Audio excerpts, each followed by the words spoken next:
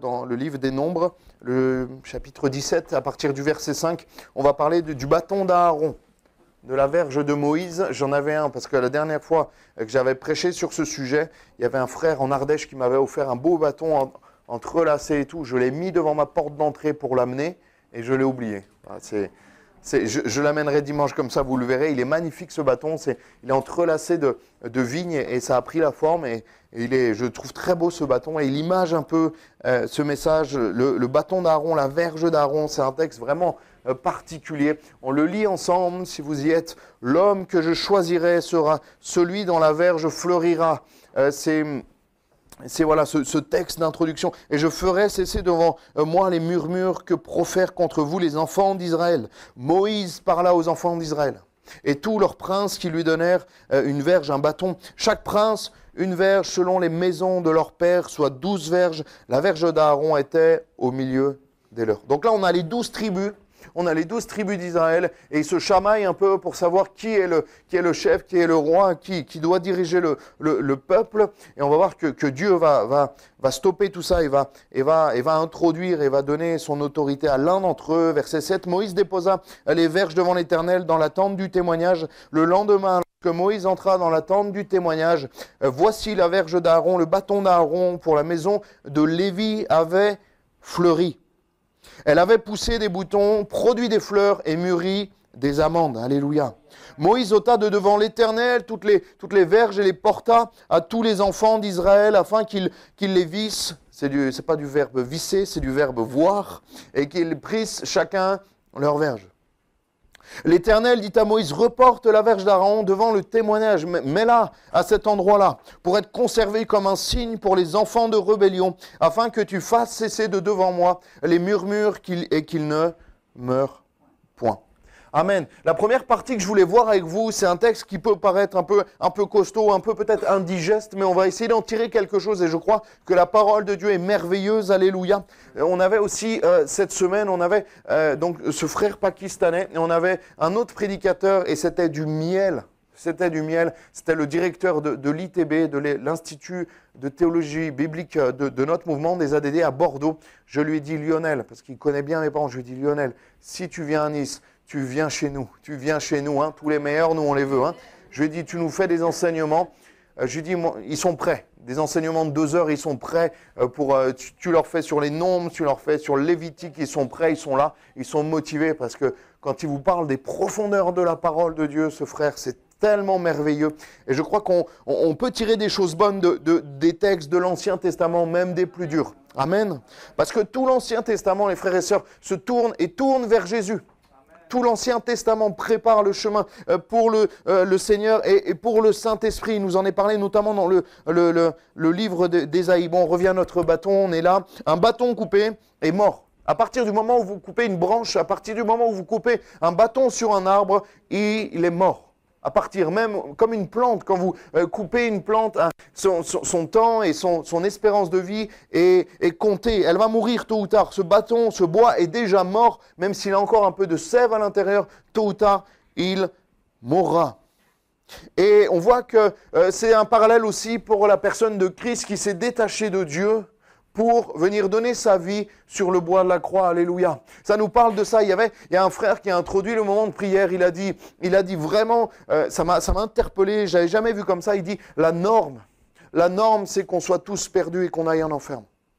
C'est pas la norme d'être sauvé. La norme, c'est qu'on est pécheur et privé de la grâce de Dieu. Mais justement, justifié par Jésus-Christ au travers du bois de la croix. Alléluia. C'est le seul bois, notamment la croix, celle-là. Enfin, pas celle-là elle est plus moderne, mais c'est ce bois de la croix qui nous donne la vie. Amen. Et notre Seigneur, justement, il s'est détaché de Dieu et est allé mourir à la croix pour chacun d'entre nous. La Bible nous dit, l'homme que je choisirai sera celui dont la verge fleurira. Et on voit que Dieu également a permis que Jésus ressuscite. Qu'il ne meure pas, mais qu'il ressuscite. Alléluia. Est-ce que vous êtes là? Amen. Purée, je vous avais perdu. Je me dis, je pars 4 jours, je vais arrêter de partir. S'ils reviennent, ils sont un peu comme ça, là. Jean 11, verset 25 nous dit, Jésus lui dit, je suis la résurrection et la vie, alléluia. Celui qui croit en moi vivra, quand même il sera mort, et quiconque vit et croit en moi ne mourra jamais. Est-ce que tu crois cela? La Bible nous le demande. Est-ce que tu crois cela? Est-ce que tu crois que si tu es en Jésus-Christ, tu ne connaîtras pas la mort? La mort sera juste un passage pour la vie éternelle, alléluia. Moi je sais que je ne mourrai pas ici. Je crois que c'est Billy Graham qui disait, le jour où je suis mort, ne me cherchez pas, j'aurais juste changé d'adresse, alléluia. J'aurais juste déménagé au ciel. Et je crois en cette espérance qu'un jour mes yeux vont s'ouvrir en face du Fils de Dieu et de Dieu lui-même. Alléluia. Et ça nous parle aussi de personnes qui sont mortes aujourd'hui, qui sont mortes intérieurement. Je vous le dis souvent, mais je croise de plus en plus de personnes. On les regarde dans les yeux, dans ma rue, là où je vis. Je descends de chez moi et j'ouvre la porte. Je vois des gens qui sont morts intérieurement. Je vois dans leur regard qu'ils sont complètement perdus, qu'ils ne savent pas où ils vont, qu'ils ne savent pas ce qu'ils font ici-bas sur la terre. Et les amis, j'aimerais vous dire que j'étais comme ça. J'étais comme ça. Avant que le Seigneur change ma vie, je ne savais pas où j'avais l'angoisse dans mon cœur. Je n'avais aucune paix. Je ne savais pas ce que je faisais là. Je ne savais pas pourquoi j'étais sur terre. C'est terrible ça, hein? Mes parents pouvaient m'aimer autant qu'ils voulaient. Mes parents pouvaient m'acheter tout ce que j'avais besoin. Je pouvais aller à l'école. On n'a jamais manqué de rien. Je ne vais pas vous dire que j'ai volé pour manger, ce n'est pas vrai, je n'ai jamais manqué de rien matériellement. Mais à l'intérieur les amis, je manquais de tout. Et ça ne dépend pas de ton statut social, ça ne dépend pas de ta maison, de l'argent de tes parents ou pas. Ça dépend de si tu as le Seigneur Jésus-Christ dans ta vie ou pas. Et le jour où le Seigneur est venu dans ma vie, tout a changé, alléluia. Quand Jésus est devenu, là, Claude il nous a pris des chants tous modernes là, il y en a un qui est aussi moderne. Quand Jésus est devenu le maître de ma vie, tout a changé. Tout a changé. Il est joyeux ce chant. Mais tout a vraiment changé. Moi, il y a eu un avant et un après. C'est plusieurs. Je vois vos têtes et je me dis, mais je connais vos témoignages. Je sais que plusieurs ont vécu la même chose. Il y a eu un avant et un après mon passage avec Jésus-Christ. Quand j'ai dit, Seigneur, ma vie est qu'un échec. Prends-la et essaye d'en faire quelque chose. Et il en a fait quelque chose parce que je lui ai tout donné, alléluia. Il a tout changé. Là où il y avait les pleurs, il a mis la joie. Là où il y avait les angoisses, il y a mis la paix. Là où il y avait la peur de l'avenir, il a mis des fois l'insouciance et un peu la folie. Parce que je sais où je vais. Je sais où je vais. Et des fois, ma mère a eu peur, même en voiture, des choses comme ça. J'étais un peu inconscient. J'ai dit, mais je sais où je vais. Bon, je manquais de sagesse. C'était un autre problème. Mais je sais où je vais.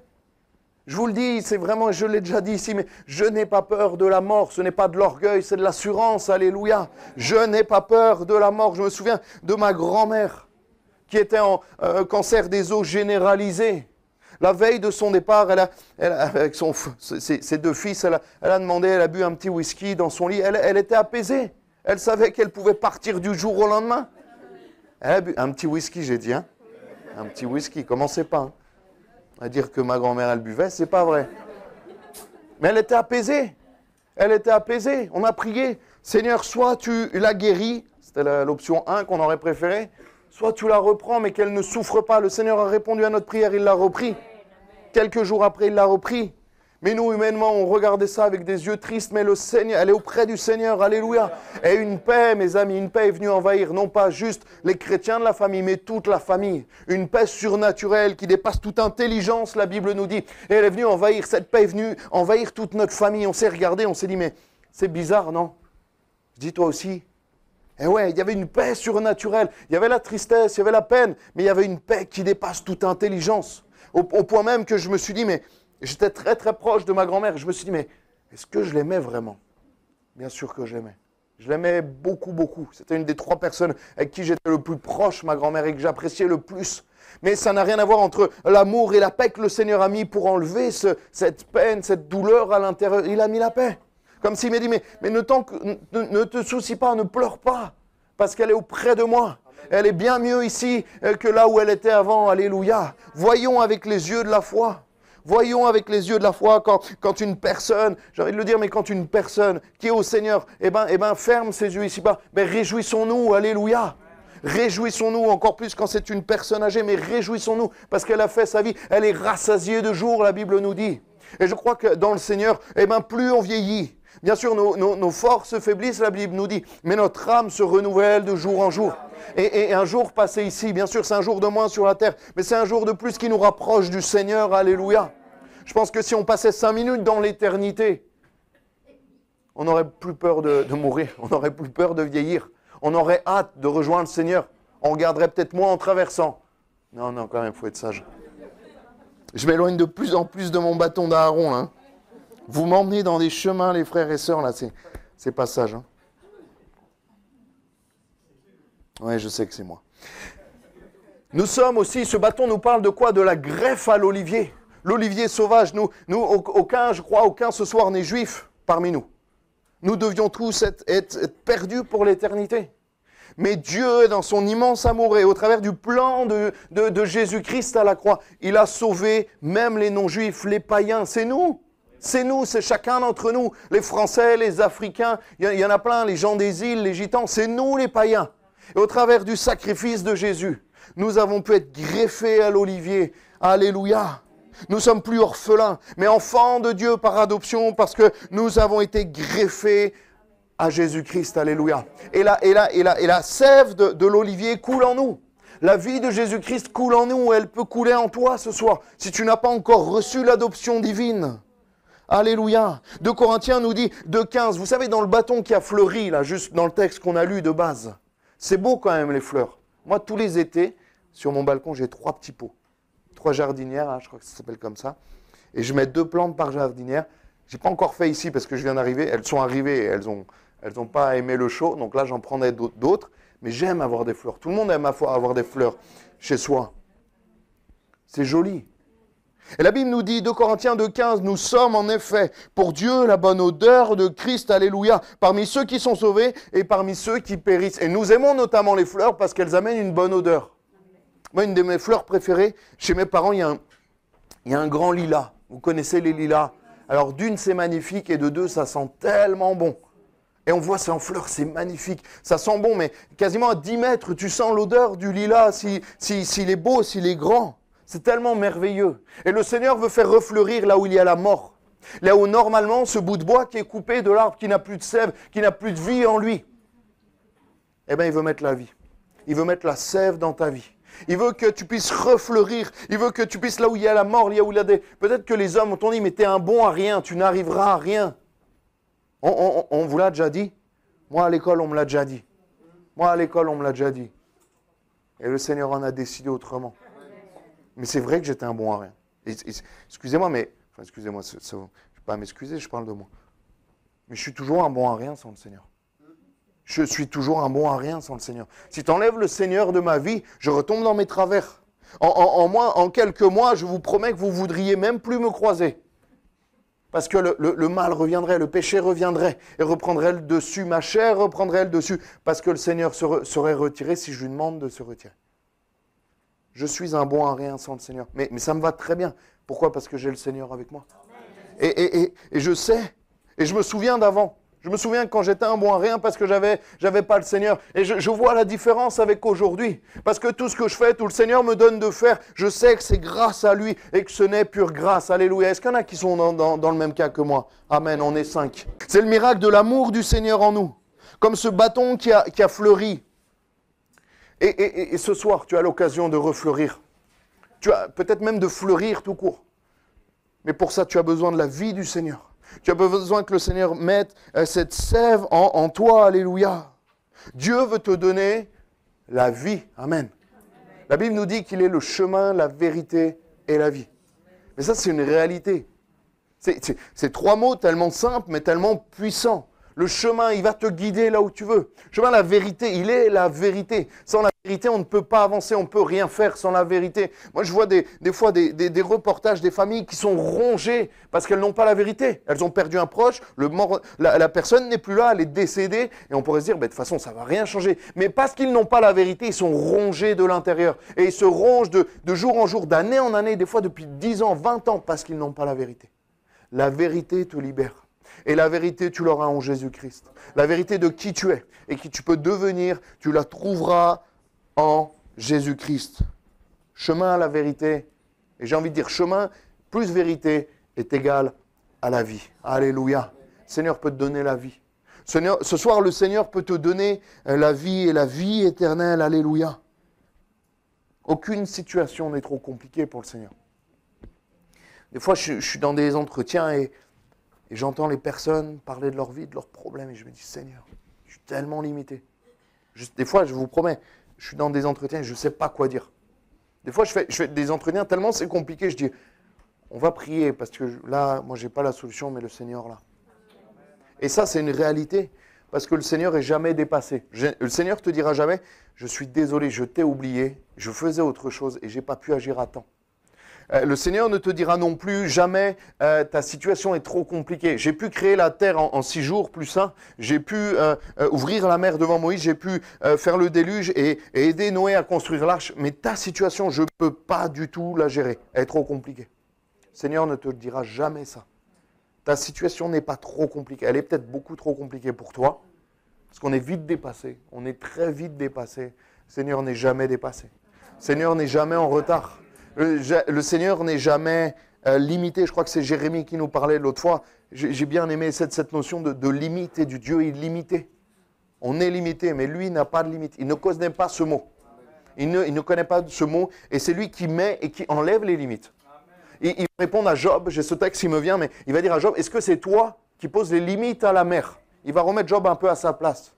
Et des fois, le Seigneur, c'est bien quand il nous remet à notre place. Est-ce que c'est toi qui mets les limites à la mer? Je crois qu'il va parler, mais est-ce que c'est toi qui, notamment par rapport à un animal, je crois que c'est la biche, etc. Il va lui dire, est-ce que c'est toi qui lui dis d'enfanter? Est-ce que c'est toi qui t'occupes de tout ça? Est-ce que c'est toi qui tiens la terre entre tes mains? Et Job, il répond, bien sûr que non. Bien sûr que non, c'est toi qui fais tout ça. Et le Seigneur qui tient la terre, l'univers entre ses mains, qui tient le soleil, la lune, tout ça, toutes les étoiles. Le Seigneur peut s'occuper de ta vie. Les problèmes que tu as, aussi grands soient-ils, sont dérisoires par rapport à la puissance de Dieu. Ils sont vraiment dérisoires. Un mot de lui, il lève le petit doigt, je ne sais pas s'il a un petit doigt, mais il lève le petit doigt et ta situation est résolue. Alléluia. Ça lui demande aucun effort. Le Seigneur ne transpire jamais. Parce qu'il n'est jamais fatigué. Il n'est jamais fatigué, il n'est jamais dépassé, il n'est jamais en retard. Fais appel à lui, alléluia. Parce qu'il va mettre, alléluia, ça c'est mon Dieu. Même si tu n'es même pas un bâton, même si tu es un petit roseau, la Bible nous dit, qu'il fait quoi avec le roseau? Il ne brisera point le roseau cassé, alléluia. Mon Dieu, c'est celui qui fait revivre des ossements desséchés. Pas seulement des morts qui ressuscitent, ça il l'a fait. Pas seulement des squelettes, mais des squelettes desséchés. Un spécialiste m'a dit un jour, c'est la dernière et ultime étape avant de disparaître. Avant de devenir de la poussière et de ne plus être là. Des ossements, mais non pas des ossements desséchés. Il n'y a même plus d'eau, il n'y a même plus de vie, il n'y a plus rien en eux. Et il va les ramener à la vie. Pourquoi? Parce que rien n'est impossible à mon Dieu. Amen. On voit qu'au niveau d'Adam et Ève, il va dire dans Genèse 2, verset 7, « Éternel, Dieu forma l'homme de la poussière de la terre. Il souffla dans ses narines un souffle de vie et l'homme devint un être vivant. » Il souffla dans ses narines et le Seigneur peut souffler dans ta vie ce soir. Il peut mettre la vie là où il y avait la mort. Alléluia. Et on voit qu'à ce moment-là, il crée Adam, il le crée de la terre, il va le façonner, mais Adam devait être stoïque. Adam devait être juste un mannequin à ce moment-là parce qu'il n'avait pas la vie. Et là, on voit que Dieu va souffler dans ses narines. Parce que c'est Dieu qui donne la vie. Si tu es là, mon ami, mon frère, ma soeur, ce n'est pas le hasard. Le hasard, moi, j'y crois pas. Comme disait ma maman, le hasard avec un grand D. Le hasard, c'est Dieu qui le tient. C'est Dieu qui pourvoit en toutes choses. Moi, il n'y a plus de hasard, il n'y a pas de hasard dans ma vie. C'est Dieu qui gère ma vie. C'est Dieu qui gère ce qui m'arrive. Alléluia. Si demain, vous apprenez une mauvaise nouvelle, même que j'apprends que j'ai une maladie, c'est Dieu qui l'aura permis. Et on va prier. Mais on n'a pas à s'inquiéter. On n'a pas à s'inquiéter de notre lendemain. Alléluia. Parce que mon lendemain, il est entre les mains de Dieu. Est-ce que ton lendemain, il est entre les mains de Dieu? Moi, ma vie entière est entre les mains de Dieu. Et je m'efforce tous les jours à lui consacrer. À dire, Seigneur, mais ma vie, je veux pas la récupérer. Je veux pas la... Et des fois, je commence à récupérer des parties et je me dis, non, Samuel, arrête tes bêtises. Souviens-toi. Souviens-toi quand tu gérais toute ta vie. C'était voué à l'échec, alléluia. Mais il a changé le mal en bien. On voit que des bourgeons, des fleurs et des fruits. avait fleuri, elle avait poussé des boutons, des fleurs et mûri des amandes. Les arbres font dans l'ordre des bourgeons, ensuite des fleurs et après des fruits, mais jamais les trois en même temps. Et là, dans la nuit, eh ben, il y avait les trois qui se sont produits. Ça nous parle aussi que Dieu peut agir instantanément. Ça nous parle de Dieu, de la puissance de Dieu, qui remet la vie instantanément. Parce qu'un bâton, on ne sait pas s'il est vivant ou mort. Hein. Moi, je ne suis pas un spécialiste. Un jour, il y avait un arbre il y avait un pot et un arbuste un roman dans l'allée. Et il était tout sec. Je dis à mon pasteur, on le coupe, on le jette. Il est moche en plus. Il ne sert à rien, il est mort là. Il dit non, il n'est pas mort. Il me dit non, il n'est pas mort. Je lui dis, ben si, il est mort là. Tu verras. Il me dit, il va refleurir. Il va refleurir. Il fait ça chaque année. Je lui dis, ouais, mais là, il est moche. Et j'ai cassé un peu pour voir ce qu'il y avait. Et pour moi, il était mort. Après, je ne suis pas un spécialiste. Et au printemps, j'avais vu qu'il commençait à reprendre de la verdure un peu, mais je n'en ai pas trop parlé à mon pasteur. Et là, à un moment donné, il était magnifique. Il était tout en fleurs. Il me regarde, il fait, t'as vu, hein, celui que tu voulais jeter là. Il est beau, hein, cet arbuste. Il était magnifique, il y avait des fleurs. Et pendant l'hiver, il était mort. J'avais l'impression qu'il était mort. C'est peut-être comme ça ta vie. Mais le Seigneur peut remettre la vie, alléluia. Il peut refaire fleurir. Mais s'il n'y a pas la vie, il n'y a pas les fleurs. S'il n'y a pas les fleurs, c'est l'étape d'avant. L'étape d'avant, le fruit, alléluia. Moi, j'ai un citronnier, un oranger et un olivier sur mon balcon. Il faut que j'ai un figuier. J'aime beaucoup les figuiers. Je ne sais pas pourquoi je vous dis ça. Et l'oranger. Et l'oranger. C'est magnifique, les fleurs d'oranger. L'odeur également. Ah là là, la fleur d'oranger. C'est tellement beau. On voit cette fleur comme ça. Et moi, je regarde. Parce que c'est sur mon balcon. Et je regarde chaque jour. J'aime voir ça. Et en dessous, on voit l'orange. Comment c'est toute verte, toute petite. Comment ça se former et tout. Et je trouve ça. Je suis émerveillé. Je suis émerveillé. Elles ne sont pas bonnes parce que voilà. Mais je suis émerveillé de voir ça. De voir la fleur, de voir l'odeur et tout. Et là, je me dis, mon Dieu, il a fait ça en une nuit. Instantanément, il peut restaurer ta vie. Alléluia. Alléluia. Des fois, ça peut prendre plus de temps. Mais tu dois t'accrocher au Seigneur. Moi, le Seigneur a pris 5 ans et a mis 5 ans à restaurer ma vie. Il aurait pu le faire instantanément. Il a décidé de me prendre 5 ans. C'est un gros chantier. Alléluia. Un chantier continu, comme la Sagrada Familia. Vous savez, là, hein, c'est éternellement en chantier. Là, il y a les grues comme ça. C'est magnifique, mais il y a toujours du travail. Je crois que nos vies sont comme la Sagrada Familia à Barcelone. Hein. Il y a toujours du travail et ça sera fini que là-haut. Amen. Mais le Seigneur travaille et peut travailler dans ta vie. Il peut mettre la vie là où il y a la mort. Alléluia. Amen. Cela nous montre que c'était bien aussi la main de Dieu qui était derrière tout cela et que Dieu a posé sa main. On voit que c'est le peuple des Lévites au travers duquel Aaron il appartenait à ce peuple. C'est le peuple qui était consacré au tabernacle, consacré au temple après, consacré aux choses de Dieu. Et on voit que Dieu a mis son approbation sur cette tribu, sur un 12e, sur cette tribu qui faisait partie des 12. Et on voit que Dieu met son approbation sur ceux qu'il choisit. Et si toi tu choisis le Seigneur, il mettra son approbation sur ta vie. Il mettra quelque chose de particulier. Amen. Parce que tu deviendras enfant de Dieu. Et tu auras une protection spirituelle sur ta vie. Ça, c'est une évidence. Si tu es enfant de Dieu, il y a une protection spirituelle sur ta vie. Alléluia. Je sais qu'il y a une protection spirituelle sur ma vie et aussi au travers de mon ministère parce que le Seigneur nous protège. Nous sommes sur la protection de Dieu. C'est pour ça que tu n'as pas à avoir peur. Je vais le refaire, mais vous allez surtout, avant, vous allez le dire à votre voisin. Tu n'as pas à avoir peur. Si tu es en Christ, tu n'as pas à avoir peur. Tu n'as rien à craindre, vous vous souvenez? Tu n'as pas à avoir peur. Cette pub de Volkswagen, hein, vous la connaissez? Si tu as une Volkswagen, tu n'as rien à craindre. Vous savez, il s'inquiétait où il la garait et tout. Si tu as une Volkswagen, tu n'as rien à craindre. Si tu as le Seigneur Jésus dans ta vie, tu n'as rien à craindre. Parce qu'il est là. Alléluia. Il est là et il veille sur toi. Et je ferai cesser devant moi les murmures que profèrent contre vous les enfants d'Israël. À un moment donné, le Seigneur va calmer aussi. Dans des situations, le Seigneur est intervenu divinement dans des situations où c'était compliqué pour moi, où on s'attaquait personnellement à moi, où il y avait des critiques, où il y avait des choses comme ça. Et le Seigneur, à un moment donné, il a mis un stop. Et le Seigneur va le faire dans ta vie. Peut-être sur ton lieu de travail où c'est compliqué. Prie le Seigneur, demande-lui d'agir puissamment. Et il va le faire. Si tu es enfant de Dieu, si tu fais des choses dans l'ordre, si tu confies ta vie au Seigneur, tu es sous la protection de Dieu. Et je vais vous faire une confidence, on ne s'attaque pas aux enfants de Dieu impunément. Parce qu'à lui est la justice, à lui le jugement, et même la rétribution pour nous, mais à lui la justice et le jugement. C'est à lui qu'appartiennent toutes ces choses. Amen. Nous, on doit rester intègre, on doit rester dans la sanctification, mais on ne touche pas à un enfant de Dieu parce que c'est la prunelle de ses yeux. Moi, je me souviens un jour, ça va vous faire rire, je suis en forme ce soir, je ne sais pas si c'est le jeûne. Un jour, je me souviens, on était dans un parc et là, il y a une oie. Une oie, c'est impressionnant une oie. Moi, ça me fait peur maintenant, les oies. Il y en a d'autres qui ont peur des oies. Jacqueline Roger, on a peur des oies. Ça court très vite, une oie. Et on était dans un parc. Et là, il y a une oie qui commence à me courser. Je devais avoir 10 ans, j'en sais rien, je ne sais même plus l'âge. Et là, j'ai vu mon père courir en direction de l'oie. Et je ne sais pas s'il n'a pas fracassé l'oie pour protéger son enfant. Alléluia. Et là, avec le recul, je ne m'en étais pas rendu compte à cet âge-là. Mais je me dis, mais mon Père dans le ciel, il est exactement pareil, sauf qu'il a encore plus de puissance. Mon Père, il est puissant, il est charpentier quand même. Mais mon Dieu, mon autre Père, il est encore plus puissant. Et il me protège, et il te protège.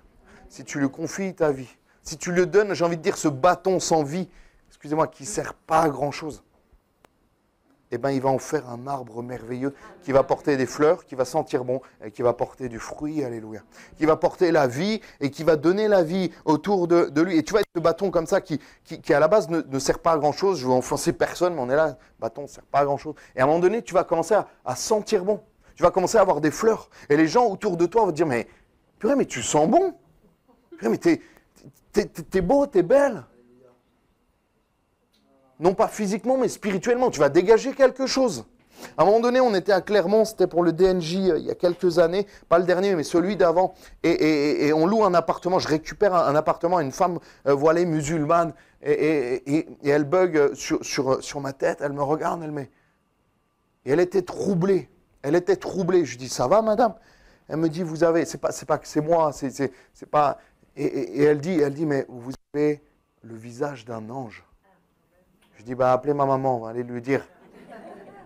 Mais elle était troublée, elle n'arrivait pas à se détacher de ça. Ce n'était pas moi, j'ai rien de particulier, mais le Seigneur qui vit en moi. Comme elle avait senti cette bonne odeur de Christ, comme si elle avait vu, comme si elle avait vu, comme ses amis dans la fournaise de Daniel, qui a dit, mais il y a un autre là, il y en a un autre, c'est Jésus qui est avec eux, alléluia.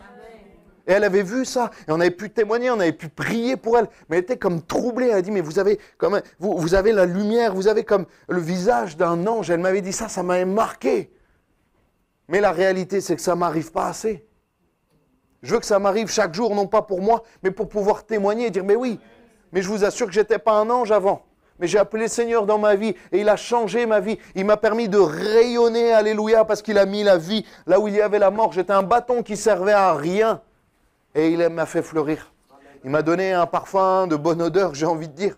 Et il m'a donné de porter du fruit, alléluia. Parce que Jésus, alléluia, est le chemin, la vérité et la vie. La Bible nous dit qu'on reconnaît également un arbre à ses fruits. Et c'est une réalité. C'est une réalité. Et Dieu nous dit également, pour vous, mes frères et sœurs, Dieu a dit à Moïse, dépose ce bâton à un endroit particulier pour que le peuple, on le relit. L'Éternel dit à Moïse, verset 10, « Reporte la verge d'Aaron devant le témoignage pour être conservé comme un signe pour les enfants de rébellion, afin que tu fasses cesser de devant moi les murmures et qu'ils ne meurent pas. » Point. Ça nous parle de quoi? Ça nous parle qu'il faut se souvenir de ce que Dieu a fait dans nos vies.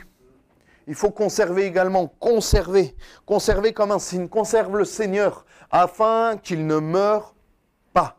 Si tu ne conserves pas le Seigneur dans ta vie, eh ben, c'est un danger et un danger de mort. Tu as besoin du bois de la croix afin que Christ reste en toi et demeure en toi et que tu puisses demeurer en lui et demeurer dans la vie éternelle. Alléluia. Parce que le Seigneur fait toutes choses nouvelles. Dieu voulant, on en parlera dimanche afin qu'il ne meure pas. On va prier, on va demander juste aux frères de revenir.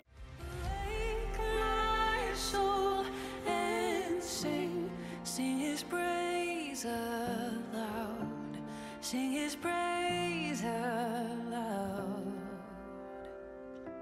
Oh, oh.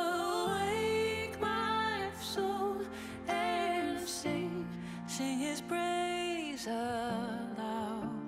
Sing his praise.